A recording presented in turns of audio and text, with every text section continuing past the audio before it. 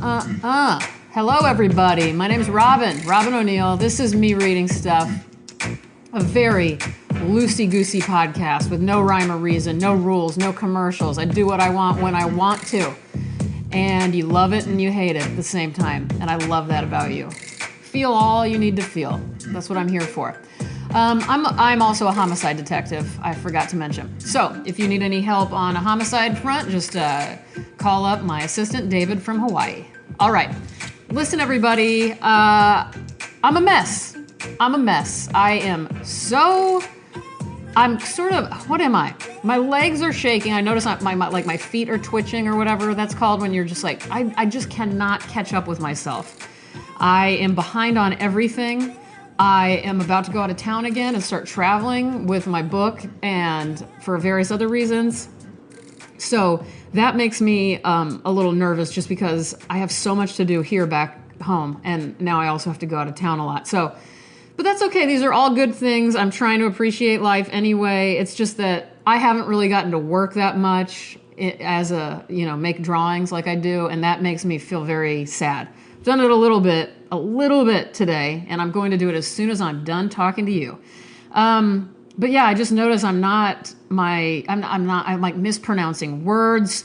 I'm not as articulate as I normally, not that I'm articulate, but I at least can form sentences normally. Not anymore. Earlier today, I thought it was August. Someone was saying something to me about 2 months from now. I was like, I don't know.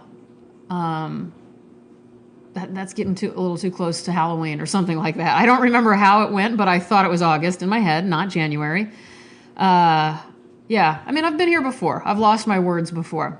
I don't think I've ever told you guys about this time when my family, we were in Santa Fe, New Mexico for Christmas, and it was really fun. My parents rented a house there. I would say this was this was a while ago. This was 13 years ago or something. And my mom and my mom loves cooking magazines, just like me. So we had a lot of cooking magazines out and we were getting ideas of what to make. And my brother loves cheese balls. If you are from another country listening and you don't know what I'm talking about, cheese balls are, it's like you mush a whole bunch of different cheeses together, like cream cheese and cheddar cheese and maybe some pepper jack, whatever you like. And you make it into a ball, and then you crush up nuts of any kind, and then you roll the ball of cheese, which is about the size of a softball, into a thing of a bunch of crunchy nuts or whatever.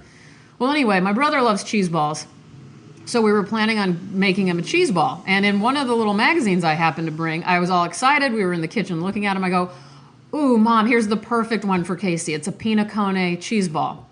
And I put the page over to her, and she goes, "You mean pine cone cheese ball?" And I said, "Well, I don't know why I read pine cone as pina cone, just for no good reason." And it sounds like I'm turning it into Spanish or something, but I don't even know Spanish, so it was weird. Not only did I call pine cone pina cone, but the page that said pine cone cheese ball, the reason it had a photo of the pine cone cheese ball, which was the shape of a pine cone and had whole almonds sticking out. You can imagine. So instead of the ball, the cheese ball was more oval. It looked like a pear, it looked like a pina cone, as I call them. It was the shape of a pine cone, and it had almonds going up. Anyway, I'll find a photo of it, and I'll try to remember to add that to all of the stuff I'm going to link you to, including the poet. Let me write this down. Pina cone. So from now on, pine cones are pina cone to me. What else was I going to say? Just so you know, really quickly, I really, really appreciate you guys. I have one here it is. David printed it out for me. This is a new review. I haven't gotten a review in a while, and this one was really nice. So I want to thank Twitchers who said, "Thanks, Robin. Each time my phone buzzes with a new Me Reading Stuff podcast, I stop what I'm doing and listen. 10 minutes to just breathe and listen. Robin is encouraging, thought-provoking, hilarious." I'm really not, but thank you. "And a bit loony." A bit loony in the best way possible. The way we all want to be loony but are too afraid. That's sweet. Thank you for making me stop and listen to my own heart and drink water. It seems I am only alive due to this podcast. Whoa, I hadn't read that last part yet. Twitchers, that is so nice. Well, then I am definitely going to continue doing it because we got to keep you alive, my friend. But that was really sweet. And I also wanted to say that there are two people, and I'm not going to say their name because I didn't get their permission to say this, but I had two different people tell me over the holidays in private messages, and they were really sweet. They both said, I know you don't like private messages, but I have to tell you this. One of them had just come out to their family prior to this visit, come out as gay, and they were kind of talking about how my podcast kept them sane, and kept them entertained and feeling comforted while they were home with their family for the first time as an out gay person. And then another person messaged me saying that my podcast encouraged them to come out to their families. I think they were both college age. I couldn't really tell. They didn't tell me their ages, but that made me feel so good. And also it made me really happy because it's not like I say on the podcast, hey everybody, let's all come out to our parents right now. I don't do that, but I do want everybody to. I want us all to be open about who we are.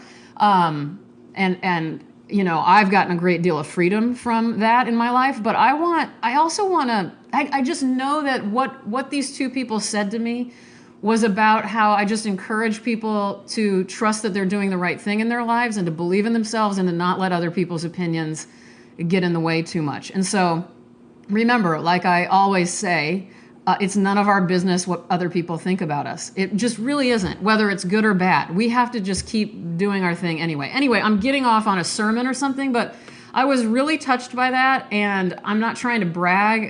If it sounds like I'm bragging, I'm really sorry. But you guys know how much this podcast has meant to me because, you know what? The reason I'm talking about it, I'll tell you right now, is because this podcast gave me the ability to do exactly that. Whereas I didn't have an outlet for me being like this. And I'm starting to, but it was hard for me to be this person, how I sound when I talk to you guys here, when I'm in front of people.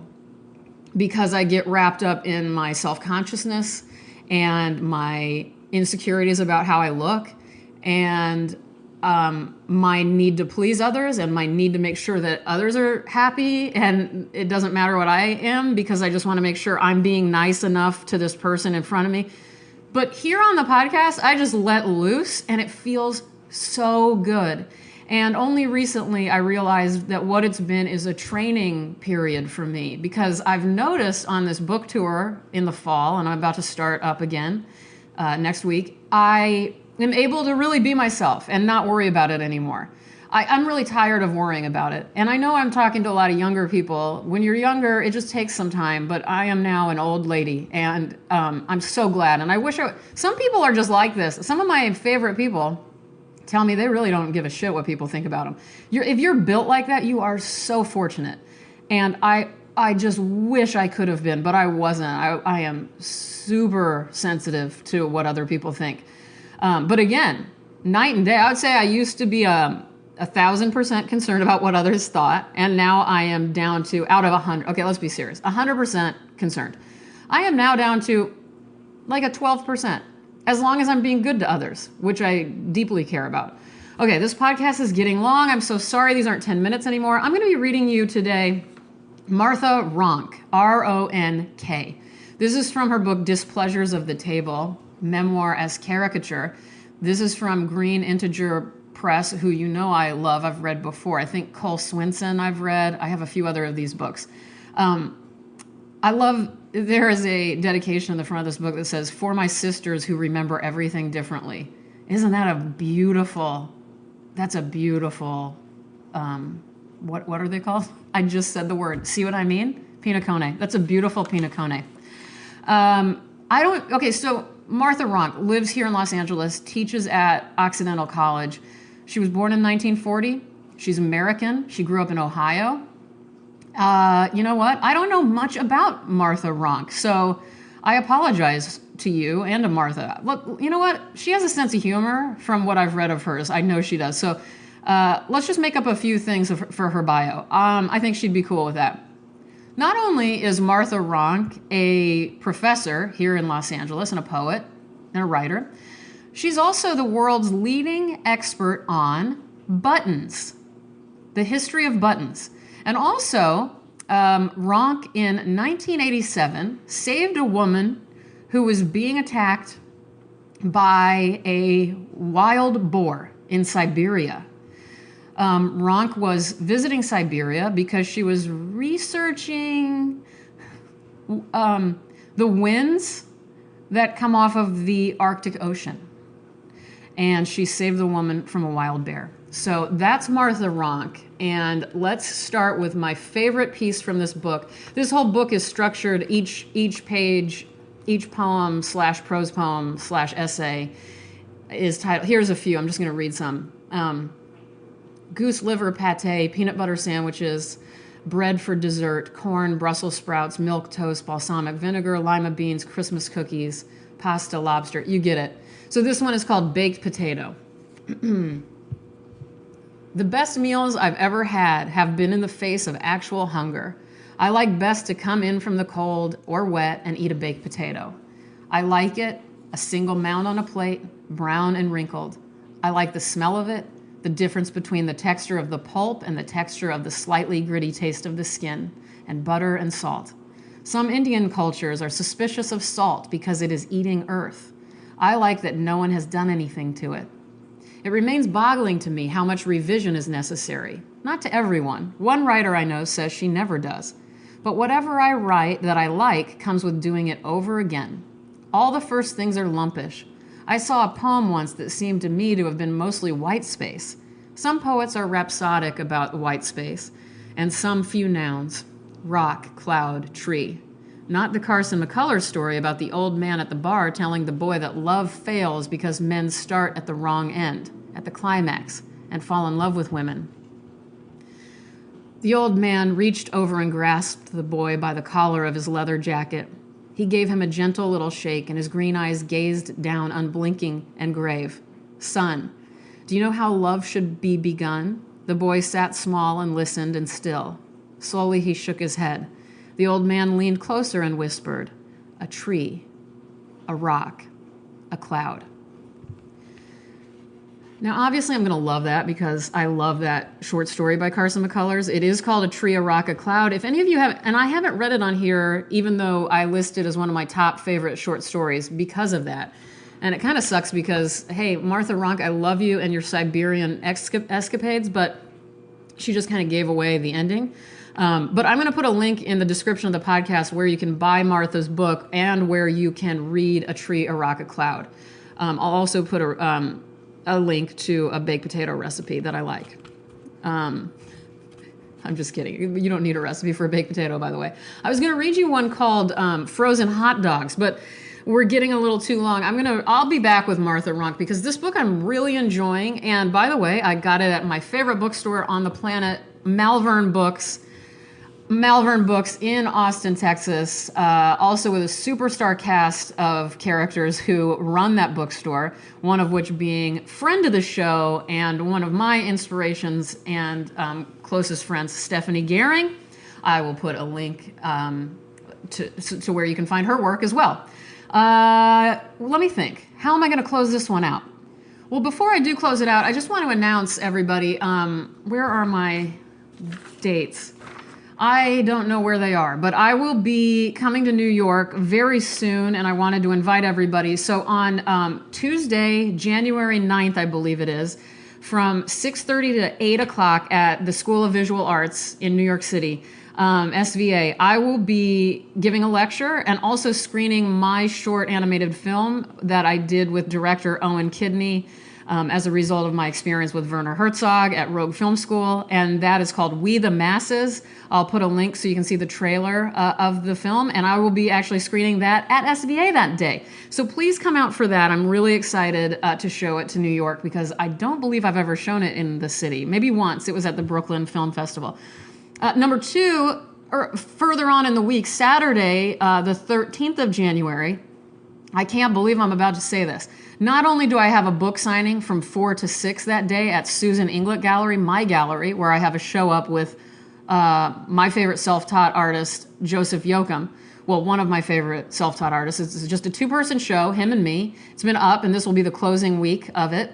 I also am going to be having a Q&A at the beginning of the book signing with none other than I have 2 favorite actors. It's John Goodman and it's Kevin Corrigan. And it is Kevin Corrigan who will be there with me, talking to me in front of whoever ends up being there. And I am like through the roof or moon or galaxy. I'm through the galaxy with this. I don't know any words. I'm through the pinacone. I'm throwing pinacones everywhere. I'm so excited. So, New York. Who cares? Who gives a shit about me? You can see Kevin Corrigan in person talking to me about art, and who knows what else we'll talk about. But anyway, I am flipping out. I'm flipping out. I've probably talked about Kevin Corrigan on here before because I always talk about him because I think he's the greatest actor alive. I really do. I love him so much. So this is really, really exciting. Okay, we got to go. Is this the longest podcast I've ever done? It is. Oh my God. Okay, hold on.